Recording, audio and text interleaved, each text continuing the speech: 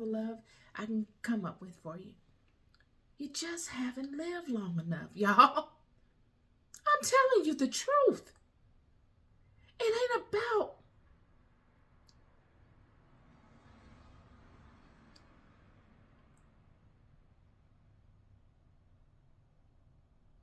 not questioning it. You're going to question all of it.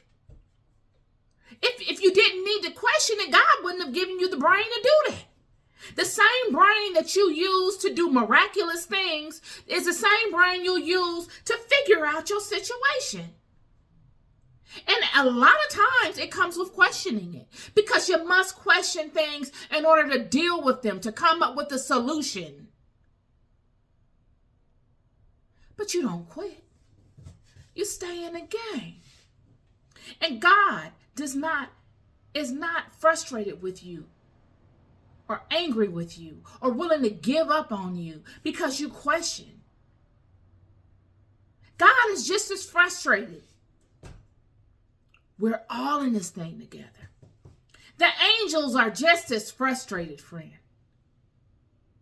We're all in this thing together. It is a frustrating thing. It is a thing that takes a lot. You do have to put on the total armor of God when you come to do the will of God. You got to. Because I'm telling you, this thing will hit you at every angle. And it won't be things you can see. It'll be things you can't touch that you will wrestle with. At every angle, friend. Even though God gives you the covering to walk through it, untouched, boy, do that thing, it wears on you. It does. Look at Elijah. After going and waging war, one man against 400.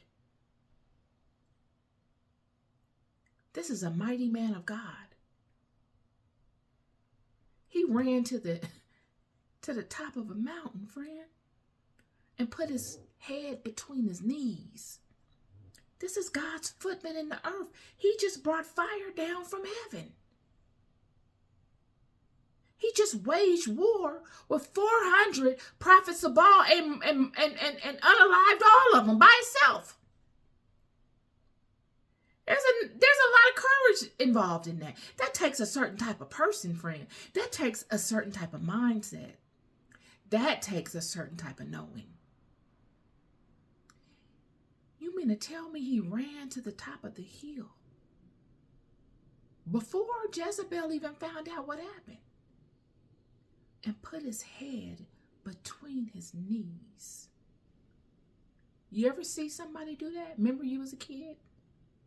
You was sitting down, you had your knees scrunched up to your chest like.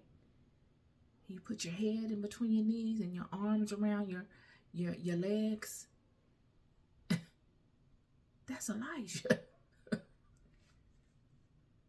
This is God's mighty man in earth. So you cannot tell me, and I'm just spitting, I'm sorry. You cannot tell me that you will not doubt, you will not fear, you will not get fed up.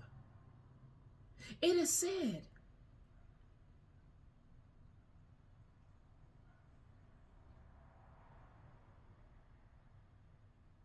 that's a whole Bible study. I'm not going to go too deep in that one. That's a good one too. But it is said that he told Ahab, you need to eat because you're going to need some strength for what's coming. Ahab, the king that allowed all of this to happen. The hierarchy. You got to protect God's anointed. That Ahab was king. Regardless to him being a wicked king, a deceitful king, an unworthy king, that's for God to judge. Elijah's job was to protect the king. He said, you need to eat because the rain is coming and you're going to have to get out of here. And then when that rain came, Elijah made sure that Ahab was in his chariot and he was on his way up out of there. Because it was something about that dark sky and that hand that came out of that water, that if they didn't get hacked quick, it was all bets off. And so Ahab hops in his chariot and he's leaving. And he's moving fast. Yet Elijah tucks in all his clothes. He get aerodynamically right. And he's running like the wind, so fast that he outruns all the horses that's pulling Ahab's chariot. That's how afraid Elijah was. Because, baby, don't nothing make you run that fast but fear. So it's fair to say that God understands, friend.